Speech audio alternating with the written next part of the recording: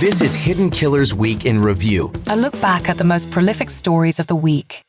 This is Hidden Killers with Tony Brueski. All right, picture this one. You're a fisherman setting catfish lines on a Sunday morning in November. The little PD River. I think of Pee Wee Herman when I hear that. The little PD River, not Pee Wee River. It's calm, maybe a little too calm. You spot something wrapped in a blue tarp. Weighted down with cinder blocks.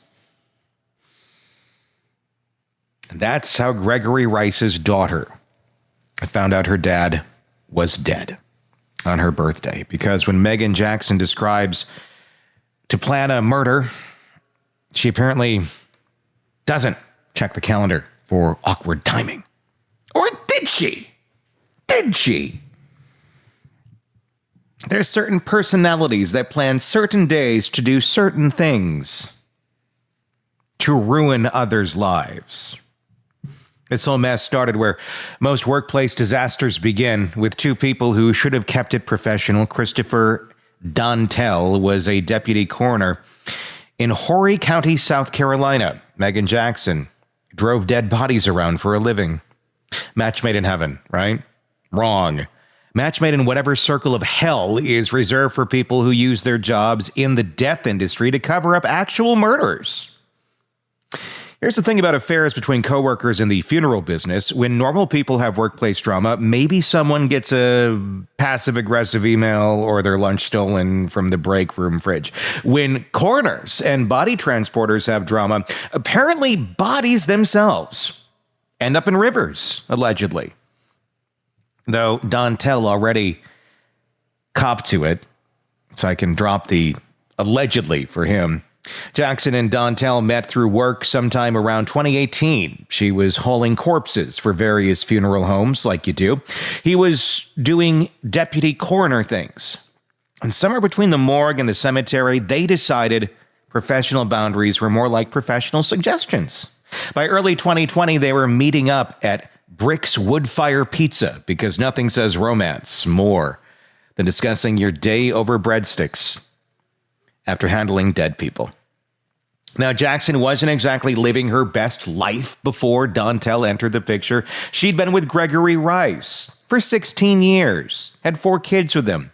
And by all accounts, their relationship was about as healthy as gas station sushi. They split in November of 2019, right when Jackson's mom died, which threw a wrench in her plans to buy a house. So she essentially was homeless with her 4 kids, grieving her mother. And what does she do? Well, she moves into Dontells' neighborhood and starts sleeping with him while becoming besties with his wife, Erica, because that's not a powder keg waiting to explode or anything. The kids all played together. The families had dinners. Meanwhile, Jackson and Dontells are sneaking around like teenagers, except these teenagers have access to funeral homes and professional knowledge about making bodies disappear. What could possibly go wrong? Everything could go wrong and did. Starting when Jackson got pregnant with Dontells' baby.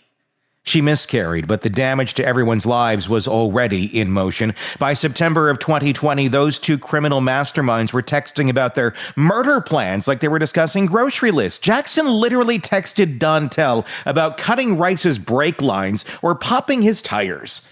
And Dontells, beacon of wisdom that he was, texted back that he was on board. They put it in writing, in text messages, that investigators would later find. But wait, it gets dumber. Jackson starts sending anonymous texts to Dontells' wife about the affair from her own iPhone. And investigators trace back to her. Pressure's building. October rolls around, and instead of maybe cooling things off or getting therapy or literally any other option, they decide murder is the solution. So October 2nd, 2020, after a normal day of coroner work, because why let impending homicide interfere with your job, Dontells takes Jackson to go target shooting with her .22 caliber handgun. Subtle. They hit up Abuelos for dinner, probably discussing their feelings over fajitas before heading to Myrtle Beach Funeral Home. Jackson calls Rice from a back room because nothing suspicious about calling your ex from your workplace that handles dead bodies when you're planning to make him dead. Around 10 p.m., they roll up to Rice's apartment complex in Jackson's work van. The Honda Odyssey she used for transporting corpses was about to add one more to its passenger list. According to Dontells, who sang like a canary to save his own skin, Jackson spots Rice walking and tells him to make a U-turn. Then she allegedly opens the door and shoots Rice multiple times. Just opens the door of the moving vehicle. Starts blasting like it's the Wild West, except it's a suburban apartment complex, and she's a mom of 4 with a body transport side hustle. The forensic pathologist would later describe finding between 5 and 7 gunshot wounds to the temple. 1 to the chest, couple to the hip, and 1 to the thigh. Any of the first 2 would have done the job, but Jackson apparently believed in thorough work. Rice's brain was, and I quote, liquefied by the time they found him over a month later. That's what happens when you leave someone in brackish water like you pretended to be a concerned ex-girlfriend filing a missing persons report like she did. Here's where it gets properly disturbing. Dontells testified that Jackson showed complete nonchalance about the whole thing, like she just knocked over a mailbox instead of murdering the father of her children. She's screaming at him to help load Rice's body into the van and then drive it to where else? Myrtle Beach Funeral Home. Stick him in the cooler like he's supposed to be there. Just another day at the office, except one of the bodies isn't supposed to be a body yet. The next morning, Jackson threatens to kill Dontells too if he doesn't help dispose of Rice permanently. Dontells, having just watched his woman ice her kid's dad without batting an eye, believes her. So off to Lowe's he goes, where surveillance cameras catch him buying what prosecutors would later call a murder dump kit. Blue tarp, ratchet straps, cinder blocks, zip ties. Might as well have asked the clerk which aisle had the body disposal supplies. That evening, Dontells wraps Rice up like the world's worst Christmas present, weighs him down with cinder blocks, and dumps him in the Little PD River. 3 days later, Jackson files a missing person report, playing the concerned ex-girlfriend while knowing exactly where Rice is feeding the catfish. She even stages his keys and wallet at the apartment for his family to find. Oscar-winning performance, if the Oscars had a category for world's worst mother. Fast forward to November 8th, when those fishermen make their grim discovery on what happened to be Savannah Rice's birthday. Within days, both Jackson and Dontells are arrested. They get out on bond initially because apparently murdering someone doesn't automatically disqualify you from walking around free in South Carolina. But they can't help themselves. Dontells contacts Jackson despite a no-contact order. Jackson violates home confinement multiple times. By September of 2021, they're both back behind bars where they belong. The legal proceedings dragged on for years because, of course, they did. COVID delays, attorney conflicts, judges recusing themselves. Jackson's lawyer even tried to claim legislature immunity in 25. And finally, on December 4th of 2024, right before his trial was supposed to start, Dontells takes a plea deal. Conspiracy and accessory charges up to 20 years in exchange for testifying against his former lover. Jackson's trial in June of 25 has been a parade of devastation. 20 witnesses, including her own daughter, Savannah, testifying against her. Dontells took the stand, cried like the pathetic man he is, and apologized to Savannah in open court. Too little, too late, buddy. Digital forensics presented all those brilliant text messages about break lines and murder plans, GPS data showing everyone's locations, the surveillance footage from Lowe's. It's like they wanted to get caught, but were too stupid to just turn themselves in. But here's the real kicker. During the investigation, they discovered Jackson had been locking her 3 youngest kids in their rooms with electronic locks, batteries removed, padlocked windows, kids forced to pee in containers because mommy was too busy planning murders to let them use the bathroom. Child Services took custody, adding child neglect to her growing resume of awful life choices. The prosecution painted Jackson as a master manipulator who used both men.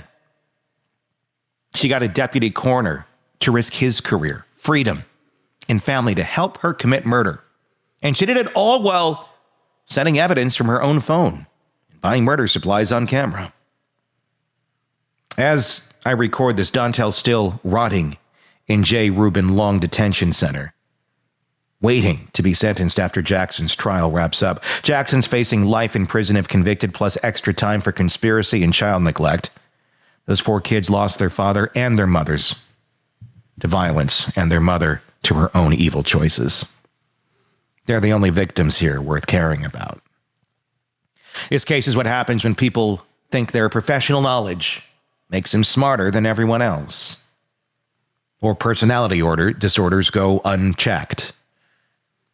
These 2 thought working around death gave them some special insight into creating it. Turns out knowing how to transport bodies doesn't make you a criminal mastermind. It just makes you a criminal with a very specific skill set that investigators will immediately connect to you.